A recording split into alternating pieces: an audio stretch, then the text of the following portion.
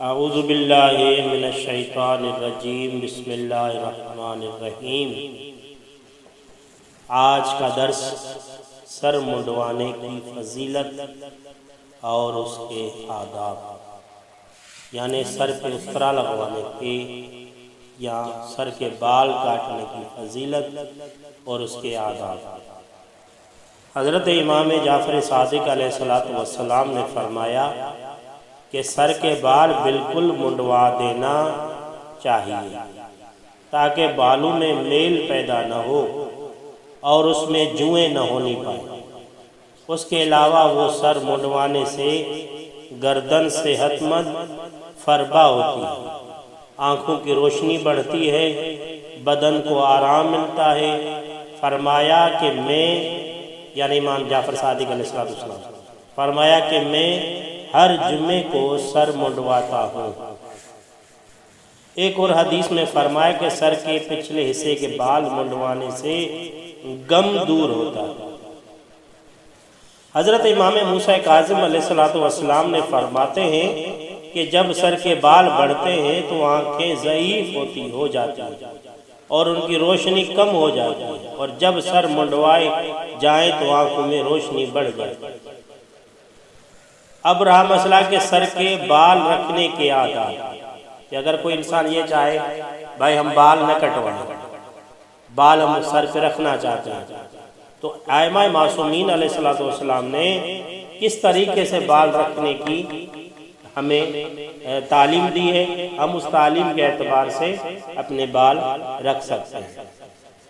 فرمایا کہ عورتوں کو بے ضرورت اور بلا ناگہ سر کے بال منڈوانے حرام ہیں، یعنی عورتیں اپنے سر کے بال نہ کاٹیں، اور مردوں کے لیے دونوں باتیں مسنون ہیں، خواہ سب بال منڈوائیں یا سب بال رکھیں۔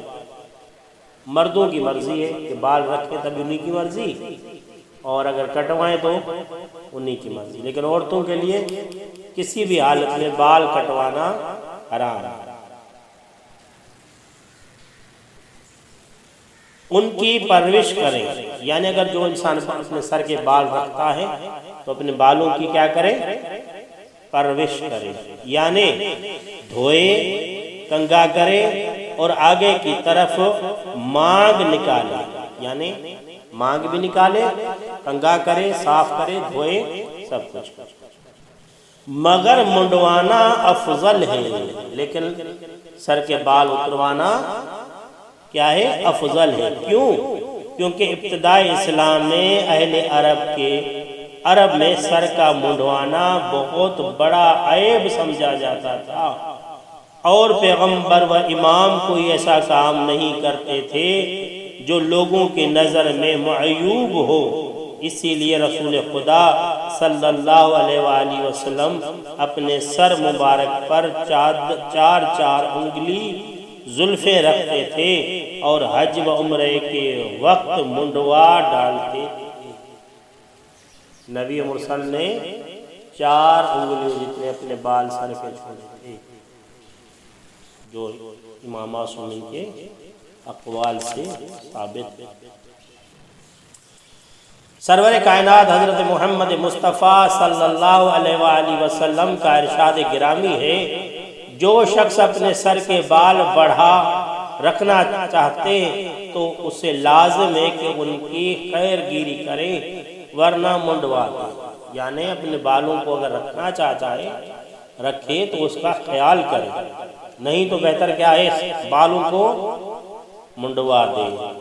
لوگوں نے حضرت امام جعفر صادق علیہ السلام سے پوچھا کہ آیا حضرت رسول خدا بار بار سر کے بال کے 2 حصے کر کے درمیان میں سے مانگ نکالے رہتے تھے؟ فرمایا حضرت صلی اللہ علیہ وآلہ وسلم کے بالوں کے سرے کانوں کی لو تک پہنچتے تھے، حضرت کے سوا اور کسی پیغمبر نے سر پر بال نہیں رکھے۔ حضرت رسول خدا صلی اللہ علیہ وآلہ وسلم نے اس عورت کو جو حد بلوغت پر پہنچ گئی ہو ممانعت کی ہے کہ وہ مردوں کی طرح سر کے تمام بالوں کو اکٹھا کر کے آگے کی طرف یا درمیان یا ٹومپلیوں کی طرف گرہ کر کے لٹکائے۔ یعنی پیغمبر اکرم نے ان بچیوں کے لیے حکم کیا ہے کہ جو بچیاں ابھی جوانی کے ٹائم پہ پہنچ رہی ہوں تو وہ اپنے بالوں کو اس طریقے سے نہ کریں۔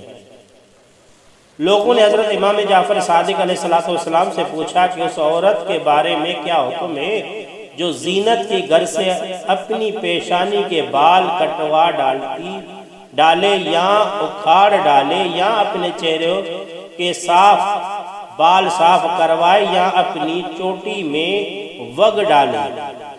یعنی امام علیہ السلام نے سے پوچھا گیا مولا وہ عورتیں جو اپنے بالوں میں زینت کے غرض سے یعنی سر کے بال کاٹتی ہیں یا پف بنواتی ہیں یا بال اپنی پیشانی سے بال ہٹواتی ہیں یا چہرے کو صاف کراتی ہیں، اس کے بارے میں کیا ہے؟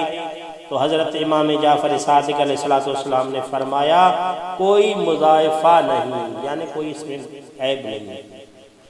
دو اور حدیثوں میں فرمایا کہ اون یا جانوروں کے بالوں کی یا خود اپنے بالوں کی وگ جس کو کہتے ہیں نا بال بنانا، وگ بنا لینے میں کوئی حرج نہیں، مگر دوسری عورت کے بال اپنے بالوں کے ساتھ نہ ملانے چاہیے۔ اور یہ بھی خیال رہے کہ اگر وگ کسی جانور کے بالوں کی ہو تو نماز میں اسے الگ کر دینا چاہیے، کیونکہ اس کے ساتھ نماز جائز نہ ہوگی۔ ہاں اگر حلال جانور کے بالوں کی وگ ہو تو کوئی حرج نہیں۔ یہ تھا امام معصوم کے حکم کے اعتبار سے کہ آپ کے سر منڈوانے کی فضیلت اور اس کے آداب۔ اللہم صلی علی محمد و آل محمد وعجل